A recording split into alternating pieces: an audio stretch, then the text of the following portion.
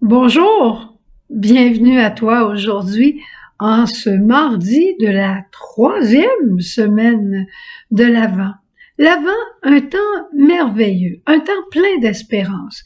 On a vu beaucoup le prophète Isaïe, mais maintenant on commence à voir les petits prophètes, mais qui sont aussi des hommes pleins d'espérance.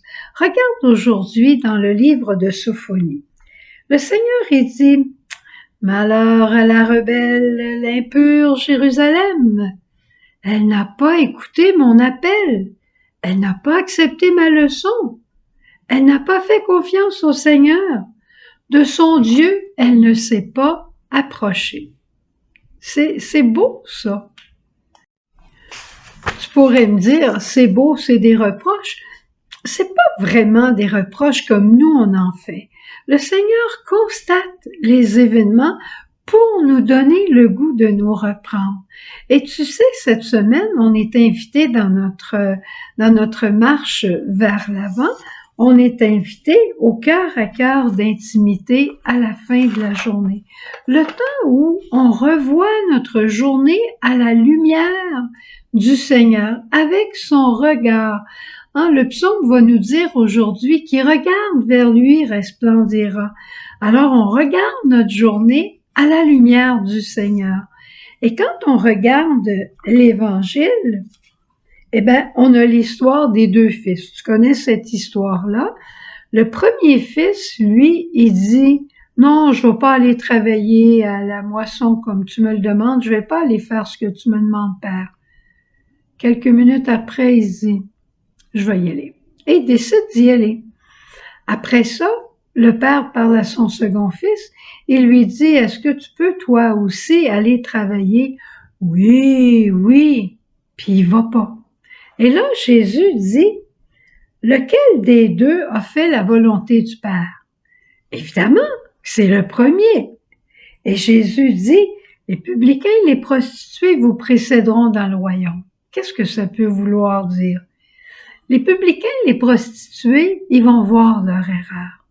Ils vont regarder le Seigneur, ils vont voir leur erreur, ils vont penser à lui, puis ils vont se reprendre. Comme le premier fils. Les autres, les scribes, les pharisiens, nous autres aussi, parfois on est tellement installés dans notre manière de faire qu'on n'a pas envie de se faire déranger. Et le cœur à cœur du soir n'est pas pour nous déranger, pour nous désinstaller, mais nous faire marcher à la lumière du Seigneur. Je te donne un exemple concret que nous sommes en train de vivre, que j'ai vécu en fin de semaine avec la famille de Capcha. On a fait l'exposition de crèche à Gaspé et on en aura une autre la fin de semaine prochaine. Ça n'a pas été tout à fait comme on aurait pensé, comme on aurait voulu. Il y avait beaucoup moins de monde que les années précédentes.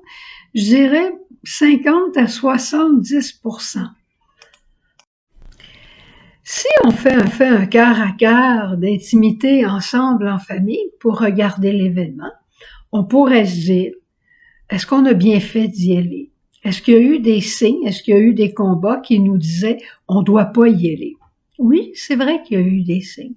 Mais par contre, qu'est-ce que Dieu pourrait vouloir nous dire à travers cet événement? Parce qu'ensemble, en finale, on a pensé que Dieu voulait qu'on aille. Mais le Seigneur pourra nous donner sa lumière et nous dire: regarde tous les beaux contacts personnels que vous avez faits avec les gens parce que vous avez eu plus de temps de parler avec eux. Je me souviens qu'il y a une petite sœur qui a parlé avec une dame qui est dans une situation vraiment impossible et la petite sœur lui a dit: est-ce que vous avez fait comme couple tous les pardons que vous avez à faire? Le monsieur, il a dit: moi, j'ai fait tous mes pardons. La dame a dit: moi, je les ai pas faits. Et la petite sœur a continué et lui a montré l'importance du pardon d'abord pour elle-même. Merveilleux, ça! Le Seigneur peut vouloir nous instruire aussi de persévérer, même dans l'échec, même dans une apparente échec. Le Seigneur peut vouloir aussi nous dire: maintenant, tu vas comprendre encore davantage toute la vie économique, tous les commerces, tous les petits commerces qui, depuis la COVID, n'arrivent pas au fond. C'est pas parce que notre exposition est pas belle, c'est pas parce que les gens sont pas intéressés. Les gens viennent justement pas au centre d'achat pour se promener. Ils viennent directement à l'épicerie, ils font ce qu'ils ont à faire ou à un autre commerce. Ils vont à une place puis ils font pas plus que ça par peur de la COVID. Alors, on voit les commerces se fermer les uns après les autres. On voit les commerces avec beaucoup moins de monde. Est-ce que j'étais vraiment sensible à cette douleur-là? Le monsieur à côté de nous disait, je veux vendre, ça allait très bien avant la pandémie, mais maintenant, je travaille 7 jours sur 7, 12 heures par jour et j'arrive à peine à payer mon loyer, je n'ai plus de vie de famille. Maintenant, je comprends ce que ça veut dire parce que je le vis à côté de lui. Marie et Joseph, quand ils sont partis pour Bethléem, est-ce que c'était sage? Marie était enceinte.